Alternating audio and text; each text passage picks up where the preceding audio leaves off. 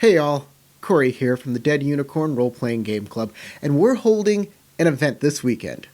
A 48-hour adventure writing jam.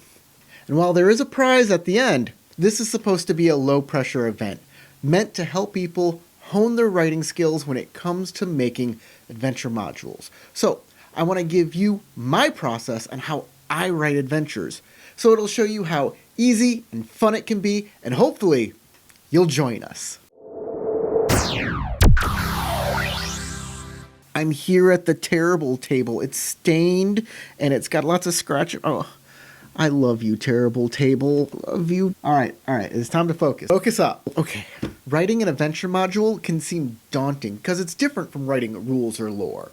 You don't need direction, plot, or even characters when you write rules and lore, but rules and lore are meaningless without a good adventure. And writing these, especially so other narrators can use them, gives actual meaning to your world. Where do we begin? Well, the first thing I do is I just think about it.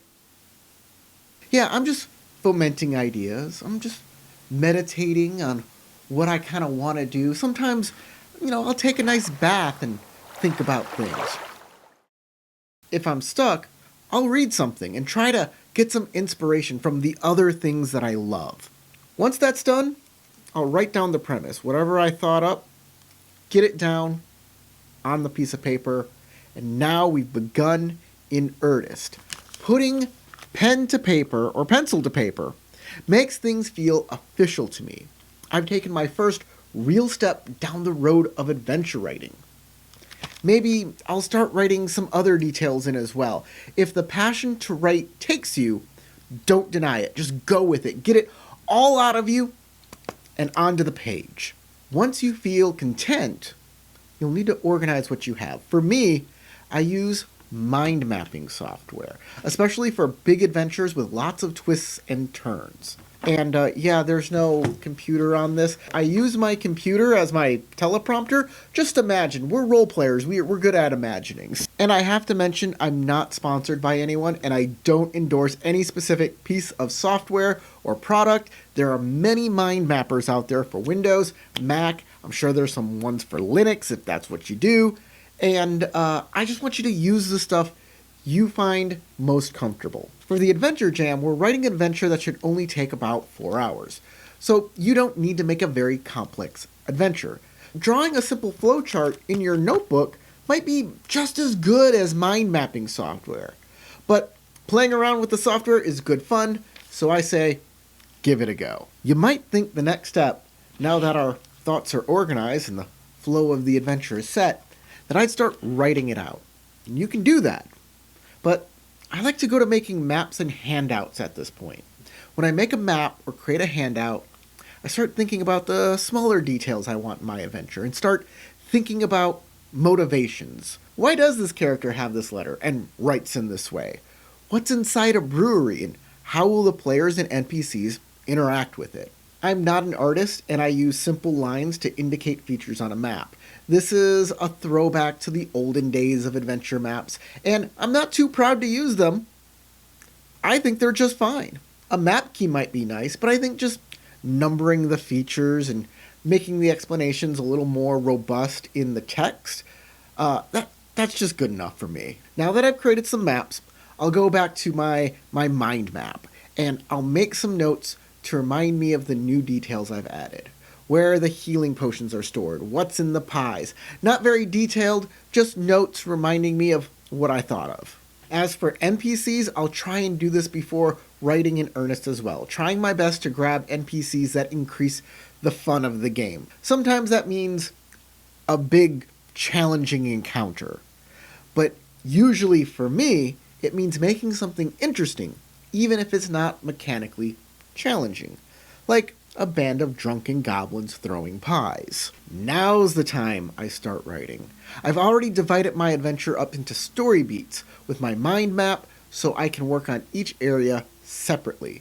But you should also add an introduction which tells the narrator how to use the adventure, as in what power levels the PC should be and where in the world this adventure could be located. You also might want to tell the narrator how their PCs can get involved with the adventure in the first place. You'll also want an outro that tells the narrator what rewards the players might get, and if the narrator wants to expand on this adventure, where it could go next. As I write every story beat, I'll include NPCs, and not only their stat block, but who that NPC is, what their motivations are, and how they might interact with the PCs. I'll begin to write out descriptions of each location I've got numbered on the map, and as I go, I'll fill in the details. Make sure to add in some rules here and there to make sure that the Game Master knows when a roll might need to be made. For example, you might need an NPC to be persuaded to open a door for them, so be sure to write down what skill and what target number or difficulty number they need to hit. If I moved on from a story beat, but then I have a great idea that hits me later, I'll go back and I will add to it, or I'll put a new location on the map. Hey, don't be afraid about revising things if it strikes you. Okay, I've written it all out, but it doesn't look like an adventure book. It looks like a Word document. So how do I give it style? Most Word editors support different fonts, colors, page numbers. You can set things into columns. You can even add pictures and maps and handouts.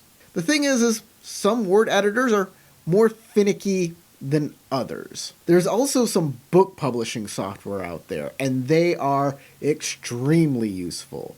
Again, I'm not endorsing any one brand, but you might want to look around for something without a subscription cost. Now, you want to get a good background texture on your page, so I check out these picture licensing sites for that, and there are a lot of these. There are so many.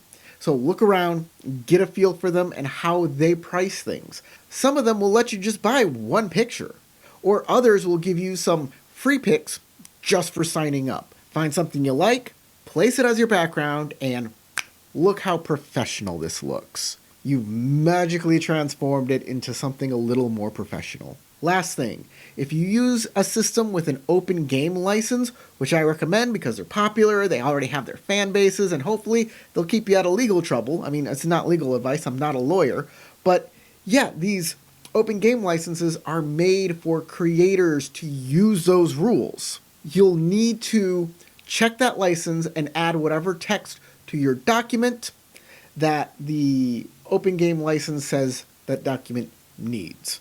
I usually put it at the end. Oh, yes, and put your name on it, you legend. You just wrote an adventure. That's it. You did it. Now, you might have this question. You might say, well, what about art? Well, if you're an artist or have art that you can use, feel free to add it where you think it will go. But this isn't a video about how to draw, and the Adventure Jam isn't an illustration contest. It's about getting you to write, making writing part of your life. So instead of feeling uncomfortable about writing, you start thinking about it as just another cool thing you do. Because the only way to start feeling good about doing something is to start doing it. Dude, sucking at something is the first step towards being sort of good at something. I want to thank my patrons for supporting this channel. If you want any of my adventures, you can find them at patreon.com/deadunicorn. I hope you'll join the Adventure Jam, which is free, no entry fee. And it's on Discord, and the link is in the description. Subscribe for more tabletop role-playing game content. Watch another Dead Unicorn video if you like. And get together with your friends. Go roll some dice.